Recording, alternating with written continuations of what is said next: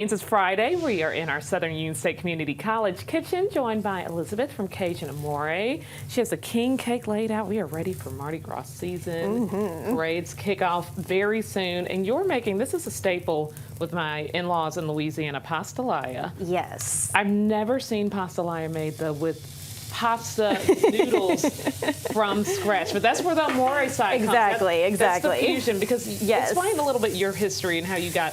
I know Sally talked about your business, but your background when it comes to Cajun dishes. Yeah, so I learned Cajun cooking for my husband, who's from Louisiana. I had it maybe once or twice before I met him, and that was his favorite cuisine. I was like, all right, well, I'll learn for you. And I ended up falling in love with it too. And I can't help but put an Italian twist on things. Just like when he cooks for me, he puts a Cajun twist on things. So we have a lot of fusion dinners, and it just works out into some really great meals.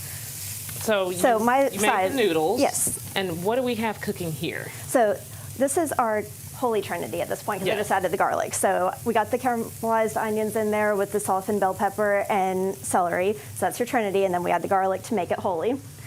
And now we're adding a little bit of the chicken bouillon.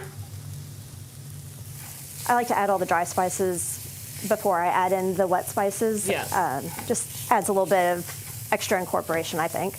And then this is some Worcestershire sauce and some hot sauce.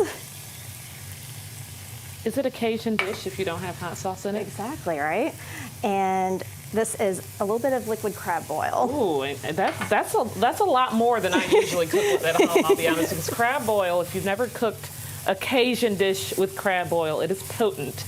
It is. I can smell it now. Yes, you can feel the pepper in the air. And I'm making this the way that we eat it at home. So the way that my husband and his family like it, and I tweak the recipe. Yeah, they do. I tweak the recipe to their liking. So.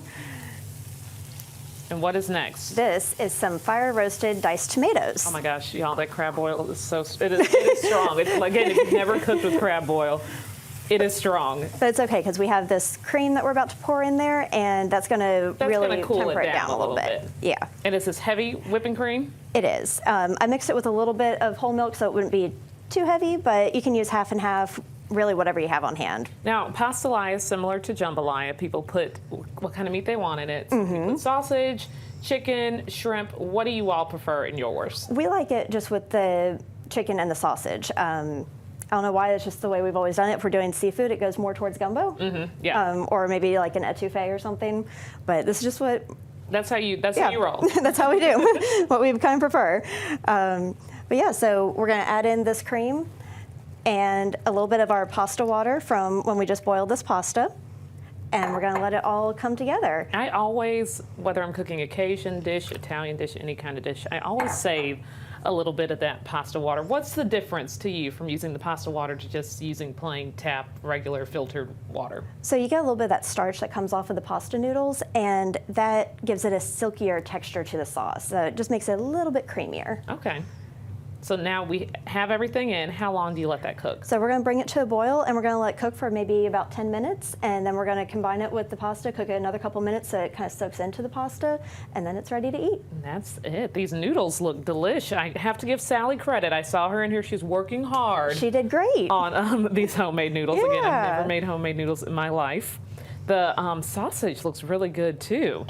Yeah, it's the andouille sausage, so you can't have a Cajun dish without the andouille. You have to have it. But a good substitute is the Conecuh sausage if you can't find the andouille. See, now that's where my Cajun mixes with my Alabama, because I always cook with Conecuh. You have to cook with Conecuh if you're in Alabama. So what's next? We're going to let that cook a little more? Yep, we're going to let it come to a boil, and then when it boils for a few minutes, we're going to combine the two and let it soak in. I'm excited. I'm excited about this king cake too. And you made this. I did.